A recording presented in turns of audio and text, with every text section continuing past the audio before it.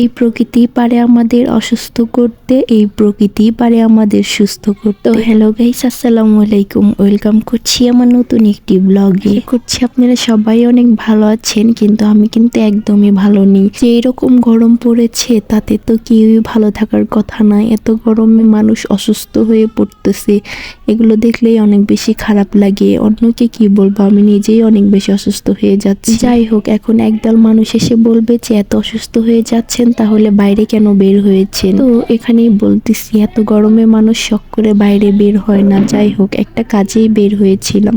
যাই হোক, আমি কিন্তু একা বের হইনি, আমার ফ্যামিলির অনেকেই ছিল। তো ফার্স্টে দেখিয়েছি আমি আমার বাবার বাড়িতে এসেছি। তো বাবার বাড়িতে এসে মেয়েকে তার নানুর বাসায় রেখে এই তো আমরা বের হয়ে পড়ি। আর এই তো বের হয়ে এতক্ষণে আমরা বাসে উঠে পড়েছি। তো অনেকদিন পরে লোকাল বাসে উঠেছিলাম, অনেক বেশি গরম লাগতেছিল। আমি তো বাসে উঠতেই পারি না, আসলে বাসে ওঠা তেমন কোনো অভ্যাস নেই আমার। আমি ছোটবেলা থেকেই বাইকে জার্নি করে অভ্যস্ত, সেজন্যই বাসে উঠতে অনেক বেশি খারাপ লাগে, উঠলে অনেক বেশি বমি বমি হয়।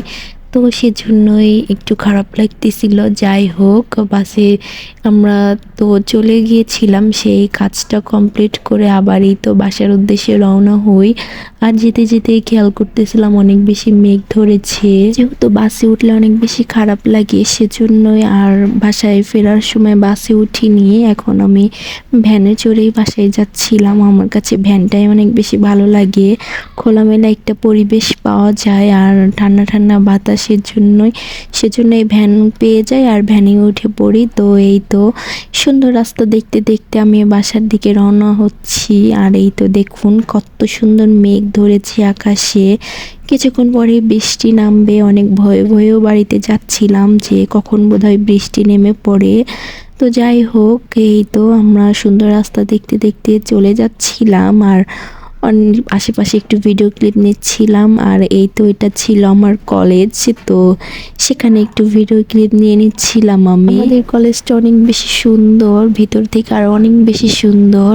তো এই তো কলেজ দেখতে দেখতে চলে আসি বাহেলা মসজিদের সামনে, সেখানেও একটু ভিডিও ক্লিপ নিয়ে এই তো মুকুন্দঘাটি চলে আসি। আর এখানে অনেক বেশি জ্যাম পড়েছিল, অনেক বেশি জ্যাম ছিল না, একটু কমই ছিল। তো সেখান থেকে পলাশ মার্কেটে নামার পরে এই তো বৃষ্টি নেমেই পড়ে। তো এখানে আমরা একটা সাইডে দাঁড়িয়েছিলাম।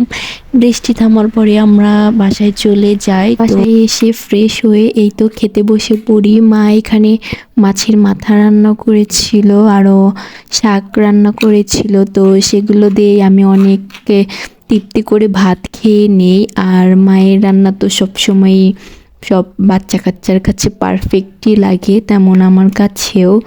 আমার তো অনেক বেশি তৃপ্তি সহকারে খেয়েছি। তো খাওয়া দাওয়া শেষ করতে করতে আজকে ভিডিওটা শেষ করছি। তো আজ এ পর্যন্তই, সবাই ভালো থাকবেন, সুস্থ থাকবেন, দেখা হয়ে যাবে নেক্সট কোনো ভিডিওতে। ততক্ষণ পর্যন্ত আমার ভিডিওটি ভালো লাগলে অবশ্যই লাইক কমেন্ট শেয়ার করে দিবেন এবং আমার পেজটি ফলো করে দিবেন। আল্লাহ হাফিজ।